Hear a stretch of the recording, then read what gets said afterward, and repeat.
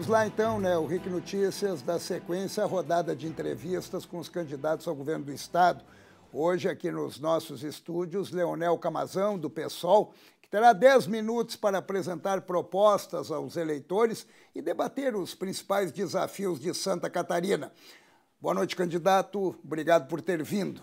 Boa noite, Paulo. Boa noite aos funcionários e colegas aqui da RIC Record e a todos que nos assistem aí pela televisão.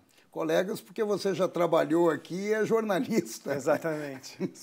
Fui da casa. Foi da casa. Candidato, agora já numa outra esfera de conversa.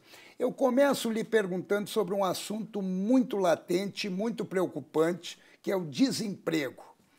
Qual o trabalho que o governo pode desenvolver para diminuir os índices de desemprego aqui no Estado?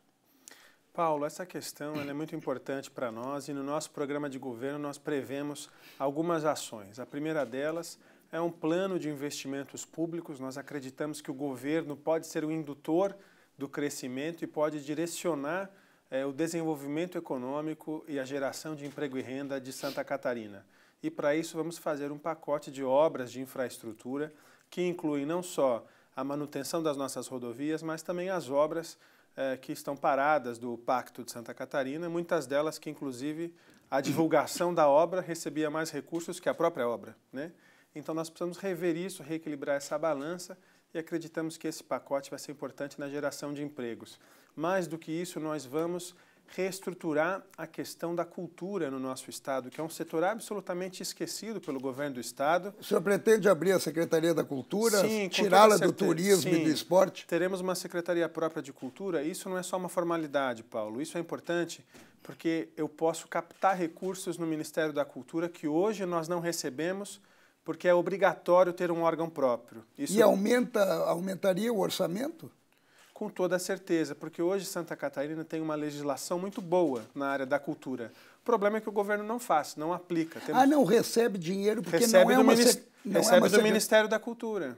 Mas não, por não ser uma secretaria independente?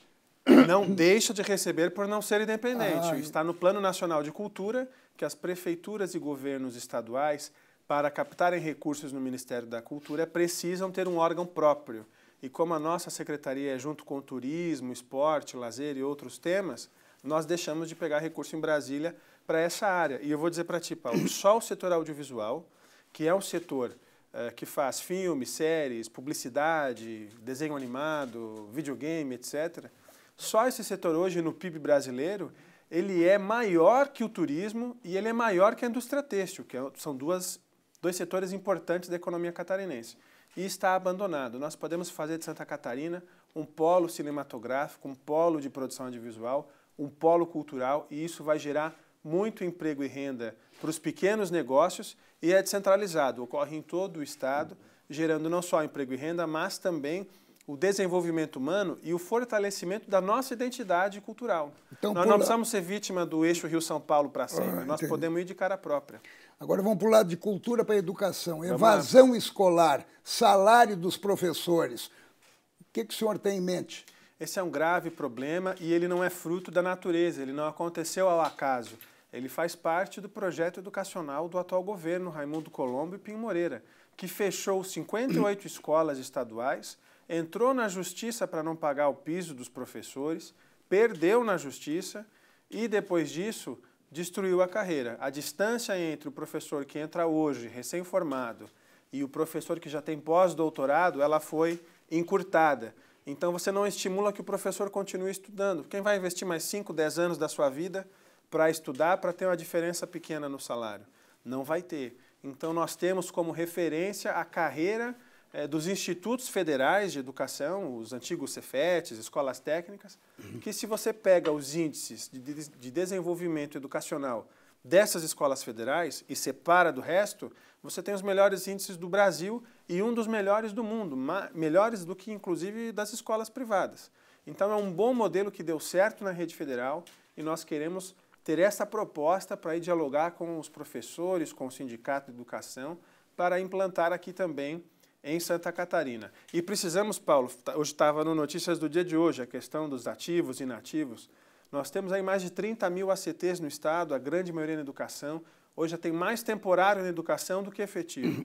E isso também prejudica a qualidade. Inverter isso também. Sim, temos que inverter, fazer concurso público, efetivar os professores, porque de trabalho temporário nós não vamos conseguir fazer a nossa educação progredir. Falaste sobre a infraestrutura, as estradas, conservação. É a favor ou contra o pedágio? Olha, Paulo, eu acho que nós já pagamos coisas demais, né? As pessoas mais simples, as pessoas comuns, já pagam impostos demais, e eu acredito que o pedágio não é uma solução nesse momento para o povo de Santa Catarina.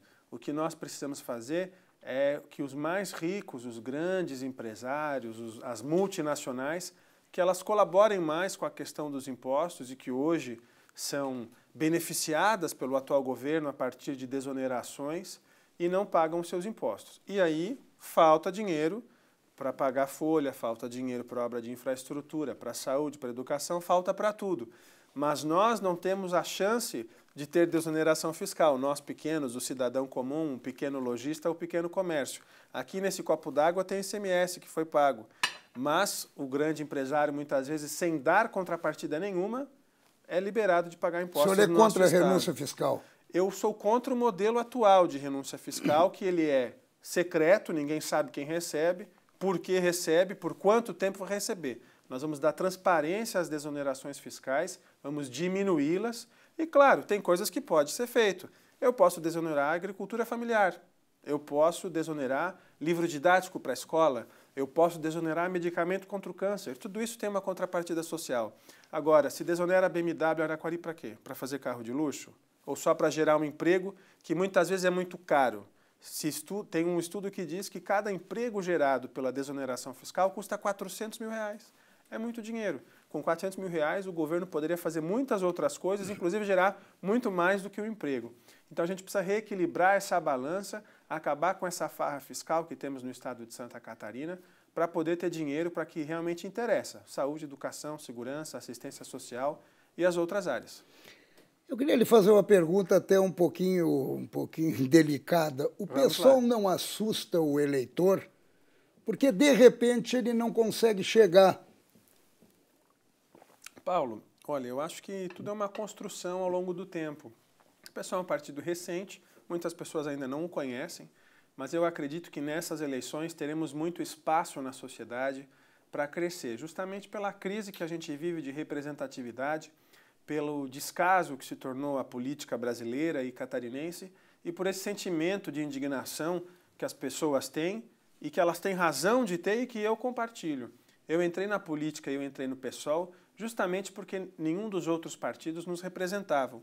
E nós precisamos tomar as rédeas do nosso futuro para mudá-lo. Se você não participar da política, se você só tiver nojo da política, dizer isso aí não é para mim, é aí que não vai mudar nunca. Nós precisamos tomar as rédeas do nosso futuro e se meter no meio da política para tirar quem não presta que está lá, colocar gente nossa para fazer as políticas e as medidas que nós precisamos para mudar o governo e para mudar a política do nosso estado e do nosso país. Então vamos lá, o senhor chegou no governo do estado, o senhor depende e muito do parlamento. No parlamento o senhor é minoria, dá para governar e vocês são complicados para fazer aliança. Como é que fica?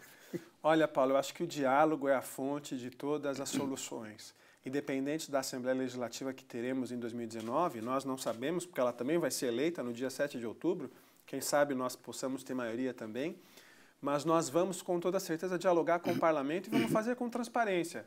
Vamos parar com esse tomar lá da cá, de dar secretaria, de dar um cargo para alguém, para ganhar apoio na Assembleia. Disso as pessoas estão cansadas. E nós vamos fortalecer os mecanismos de consulta popular para também botar a população pressionando. Os projetos que forem bons para Santa Catarina, eu tenho certeza que o parlamento vai aprovar. E se o parlamento não quiser aprovar por conta de politicagem, nós vamos consultar a população, vamos fazer plebiscito e vamos governar com a grande maioria do nosso povo. Esse é o nosso projeto.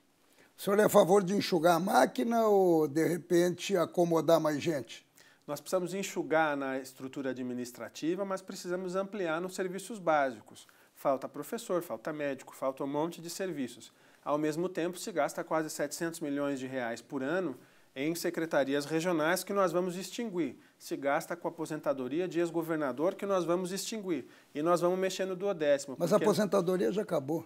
Acabou? Não. Ela foi aprovada a lei, mas o Raimundo Colombo continuou pagando, só disse que só valia daqui para frente. Mas é essa lei que determinou. Então eu quero ver os ex-governadores entrarem na justiça para pedir direito adquirido, porque o Camazão não vai pagar.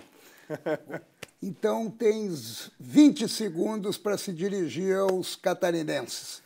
Povo catarinense, quero agradecer a audiência e os ouvidos e a paciência. Se vocês gostaram das nossas propostas, eu peço que você conheça mais a gente nas redes sociais através do Camazão 50. A gente tem pouco tempo na TV, mas você pode conhecer a gente pela internet. Dia 7 de outubro é 50. Obrigado. Aqui, como todos os outros, você teve 10 minutos direitinho. Não estourei, obrigado, né? E boa sorte. Não, não estourou, não. A série de entrevistas continua na próxima segunda-feira, quando teremos a participação do candidato do Patriota, Gessé Pereira.